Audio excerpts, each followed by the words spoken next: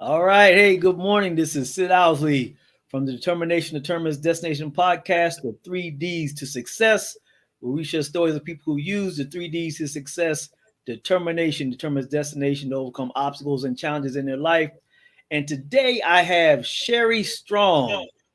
Shari Strong has been a facilitator, trainer, and leadership sales coach for the past 10 years and has a master's in pastoral counseling and leadership.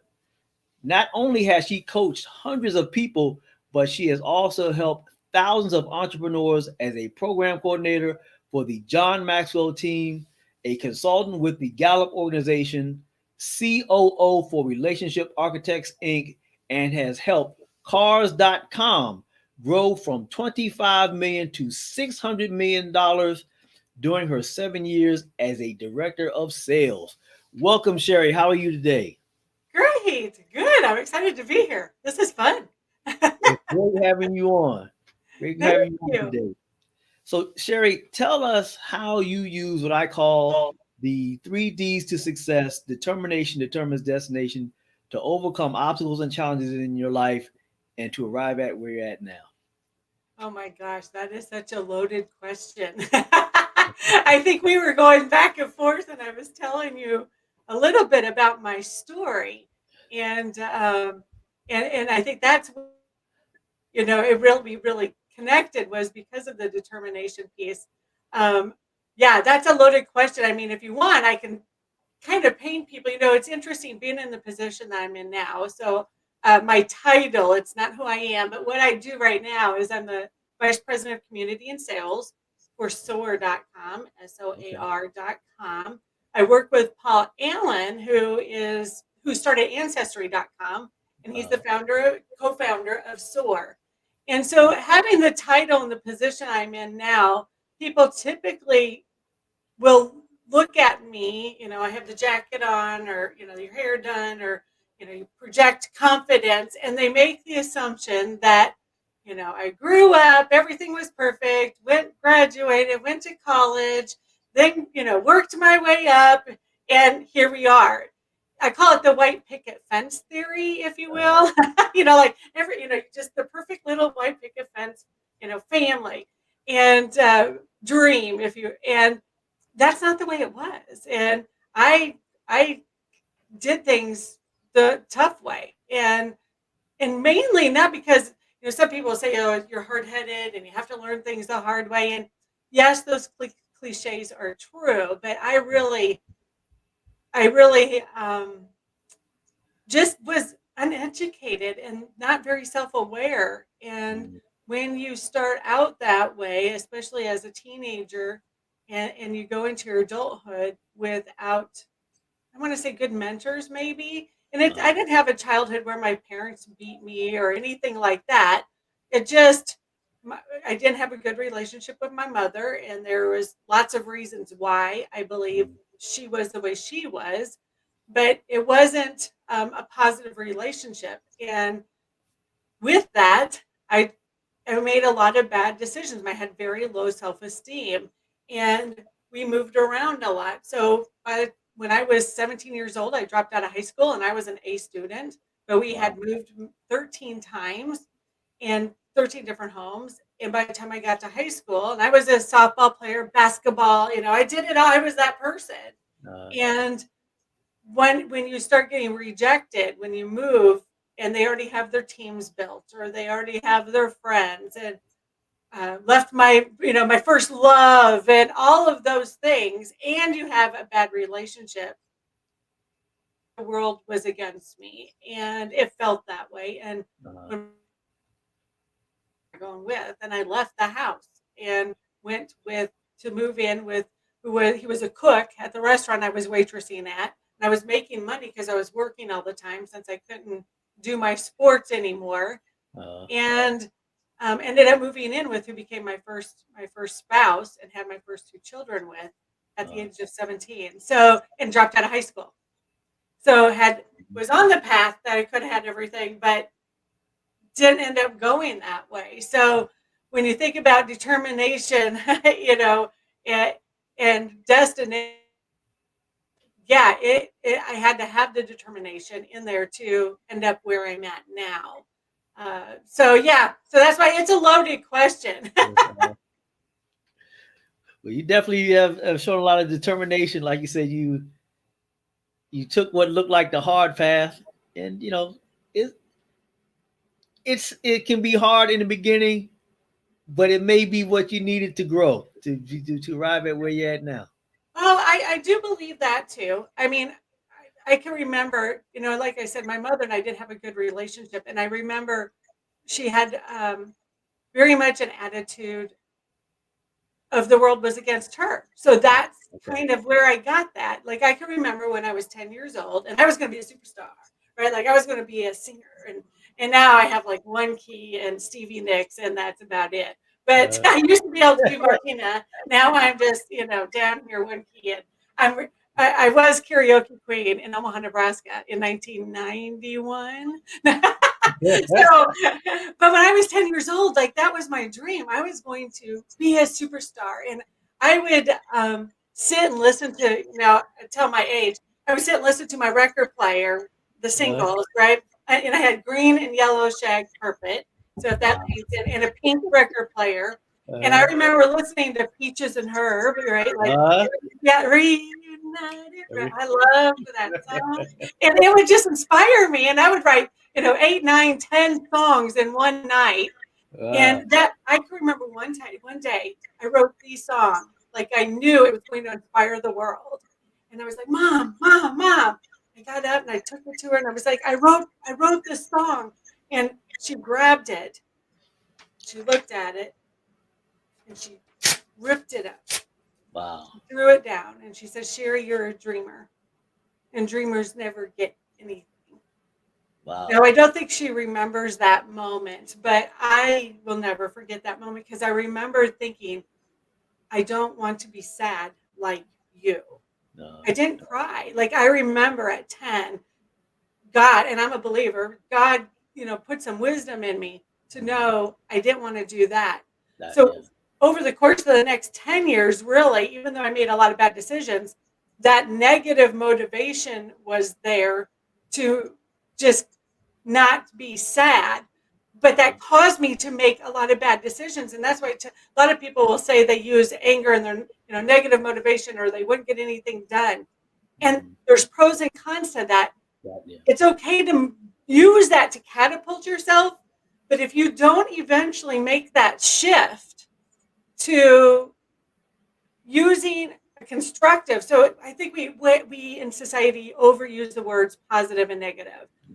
We can't positive a building, but we can construct a building. We can't negative a building, but we can destruct a building. And it's the same thing with our lives. We either construct our lives or we can destruct our lives. And when you're moving forward from a negative or a destructive place, it's okay because it can catapult you. But if you don't eventually make that shift to using a constructive mindset, that's why I believe there's a lot of very rich, successful people who fall, because it was built out of proving their parents wrong, proving everyone else wrong. And there's all kinds of books about how I use that to move myself forward. And there's a lot of people who have fallen from success because they stayed there. And once they had all these things and they kind of let all those people go that motivated them in the destructive manner from a destructive place, they had nowhere to go. And so when I think about determination determines your destination, part of what I was able to do over the years, and just mainly because I still had that seed of hope. By the time I was 21, then here I am, divorced the first husband, 2 babies, found a second husband, was pregnant. So I had 3 children by the time I was 21, 2 different husbands, and was uneducated and dropped out of high school. And then I remember the next time I was sitting on the floor was in a trailer and listening to Tony Robbins cassette tapes. I think The Power Within or whatever. And I remember, writing down everything. So that same dream 10 years earlier was still in me. And I was still singing karaoke at that time, but it had shifted. I knew I still wanted to inspire the world. And that gave me hope. Everything I had been through, and I didn't even know what was to come the next 10 years. There had to be a reason or a purpose for it. Otherwise, why am I here? And I started questioning that. So I just found people to follow. And that's why I do believe determination, go find people who have been there or who can inspire you to move forward. Because if you keep following the same people in a destructive way, it's not going to last. You're building it on a foundation that can crumble very quickly. So yeah, I mean, I could go on and on, Sid. That's Hey, 21. that's what we're here for. Hey, the stories of determination are not short. Right. They when you start out as you have and have accomplished things in life, what happens in between, that's a heck of a story. And you brought up a very important point about, like you said, people who are successful, but the foundation that they built it on, if it's built on that negative motivation, and they don't find a way to turn that around at some point in time, like you said, that can turn out less than positive. And so that, what you bring up is something that we all have to be mindful of. What is motivating us? What is our why? Yeah. That's something that I am mindful of in myself. When I'm going after goals, okay, why exactly am I doing this? Is my why going to sustain me? And once the goal is reached, like you said, if it's just to prove somebody wrong, especially if it's out of some negative emotion, what's going to happen after that? Yeah, exactly. And it's interesting you bring up the why piece, because a lot of people, I know that, there's in the society and a lot of motivational people, and I'm not disagreeing with that.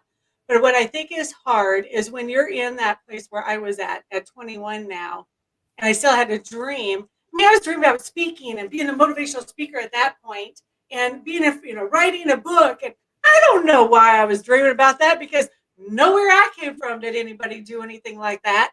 No. But it was that seed, that dream. So if you have a dream that nobody else around you has, and maybe even questions, and you're even like, why do I have this? Follow that. That's the first thing. The second thing is when we talk about a big why, when you're in that situation where you're not even sure why you're here, I think we have good intentions to, find your why and your purpose. But so many people out there don't know that. Yeah. And so I think we're doing a disservice in the industry by not acknowledging people for where they're at right now. And here's where, and even I do pastoral counseling still. That's where my master's in, and I had my certification in coaching back in 2011. And when I counsel people, it's the same thing as really coaching. But first of all, I tell them you're not broke. Second of all, because I don't believe anybody's broke. I believe we all just have different challenges. I have a son who was diagnosed with paranoid schizophrenia at the age of 18. So now that third child, fast forward, that happened.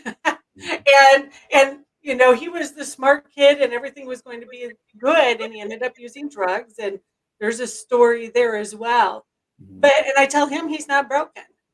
And so I think for him, though, to understand his why and his purpose, and a lot of the people that I counsel and coach even over the years, it's hard to think, like, they have a dream, and it's not even they make a plan and do your plan. It's they don't even understand why they have it. First of all, why do they have that yearning?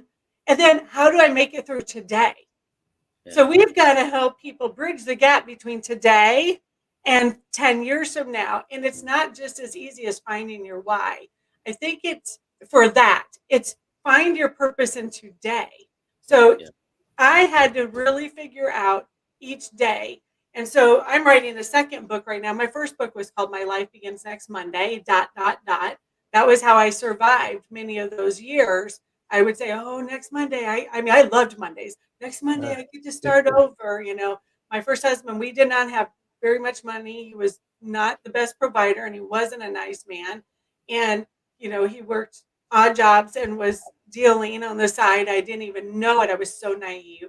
I remember the first time I saw it, and it was the night he got arrested. They came and charged into our house, and he had 2 children at the time. And I was pregnant with my first one. And then I went back, which is a lot of women do.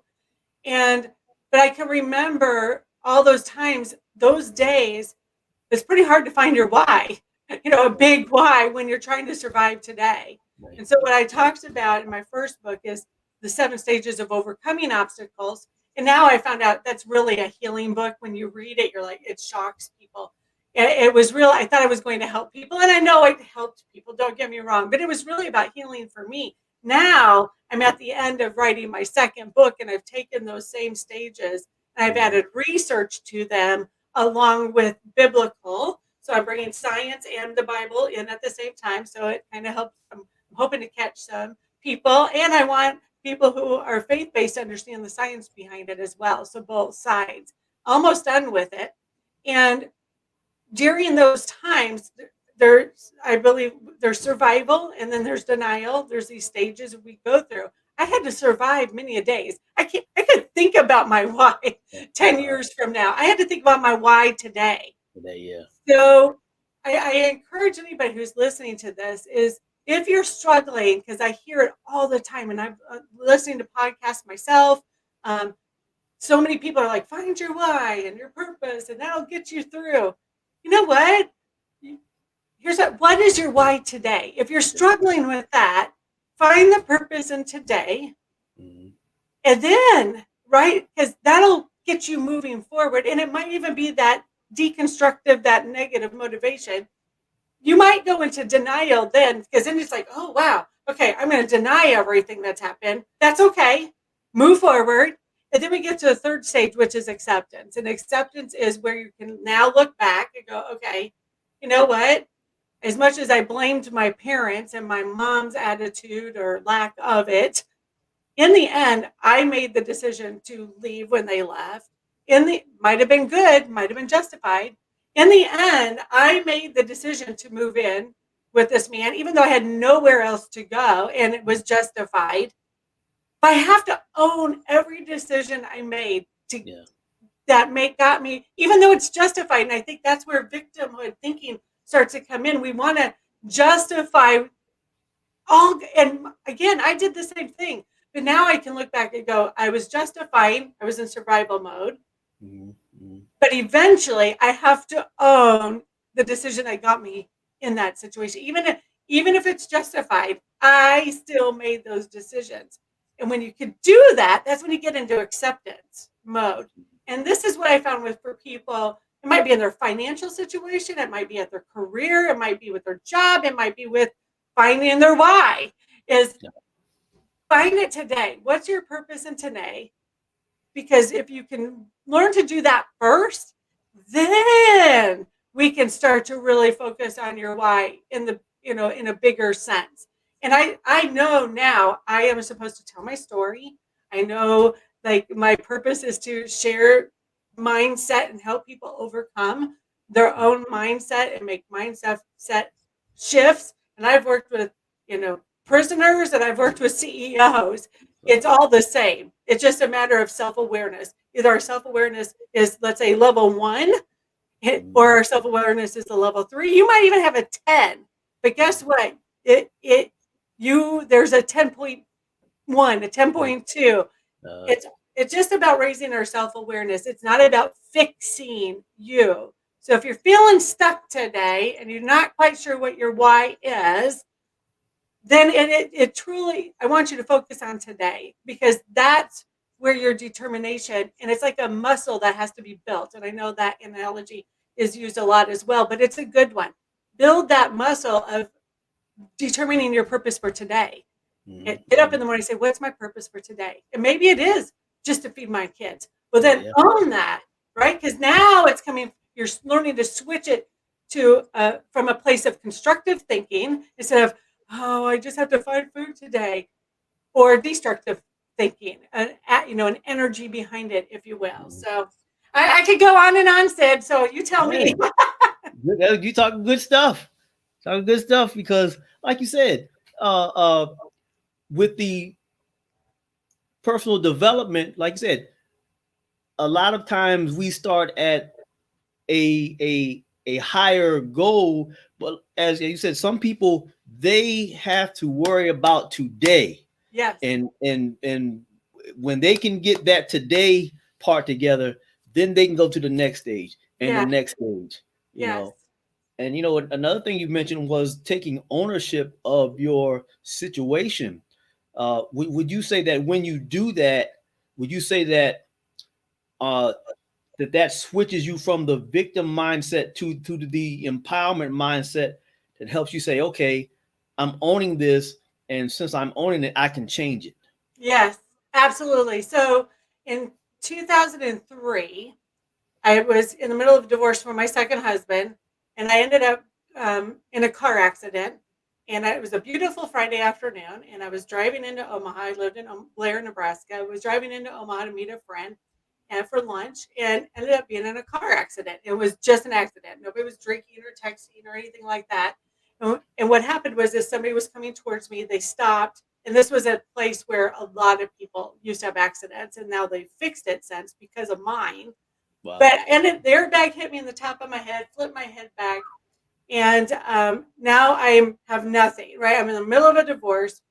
He had pretty much taken everything out of the house. I came home one day and everything was gone, and I have the 3 kids who are 1 year apart now. Now they're like, I think at this time, I have to think back 18 years ago. So they were like, 10, 11, oh my gosh, they're old. Because they're 30, now they're 29, 30, and 31. So, and fixing to be 32. But it hit my head. I ended up, once the swelling went down, and everybody wanted me to have surgery and sue the kid, and it was just an accident. And so I refused to do that. I ended up having oral mandibular dystonia. And what that means is basically uncontrollable movement of your head. And it's done due to nerves damage and stress. I was under a lot of stress and nerve damage. And my tongue would stick out. So I had to give up the job that I had at the time. So now I really have nothing. But the church was helping me with rent. We had a 2-bedroom house. My son and I would take turns, and I would sleep on the floor one night and he would sleep on the floor one night. And I had to learn how, because I refused to sue the kid that actually caused the accident. I had a friend who was a speech therapist, a friend who was a physical therapist, and they worked with me. And over the course of 9 months, I learned how to control the right side of my face. Now, at that point in my life, I was pretty much done. After that happened, I'm not going to lie. I had made a plan actually to end my life, like 3 years. But once the kids graduate, I was going to end my life. Now, what that did is it gave me a goal. I really did want to end my life, but I had nothing. I didn't have a why. So I found a why, and it kept me going. So to this day, 18 years later, I still control the right side of my face. And so I can actually give me a minute here. I can actually make the right side of my face droop. It's very similar to Bell's palsy, only I can control it. Okay. There's a few other people who have had it that I've met. The only time I lose control is when I'm really, really cold or I'm really, really nervous. So thank you. It'll come back. It doesn't hurt. I have noticed over the past year, as I get older, I could tell, like when I'm doing videos and stuff, that it's starting to droop a little bit. I can't control it as much. But I share this with everybody because, again, this was 10 years later. So now I'm 31, 32 years old, and this happened. It's like, when is it going to end? When is it going to end? During this, I had to learn a lot of things. And again, I could do a whole nother show on what I learned just during that 9 months. But this is when, during that time, I ended up finding who is my husband now. We've been together 16 years. To plan on staying. And I let my blame of my parents go. I let, that's when it really shifted is, you know what? I made this goal to end my life, but through that, I started learning about how I can affect, even though I had no control. Like, I didn't plan that car accident, but I got to make decisions during that. So I could either blame life and blame it, which I did at first, but it helped me make that shift. And now I talk about perseverance and the purpose in each day. And you got to have some humor too. Like there was some funny moments during that time that I took advantage of, but it was tough. Then fast forward another 10 years, everything changed. I went back to school. I mean, I had gotten my GED back in my 20s, but I went back to school. Took me a long time, got my BA, then got my master's, worked my way up at cars.com. So that's where I really got to grow up. I go to cars.com every time I can plug that. There was the best culture at the right time in my life. And I was so determined, but they allowed me to grow up. And they talked in that self-awareness I was talking about. I had the grit and the determination, but that's where I really grew up at. And I always like to give them credit because that's where I was able to really mature, and they were able to help me with my career. Now use everything I learned in my career. And then, of course, since then, I say I left my dream job to live my dream because I wanted to go inspire the world.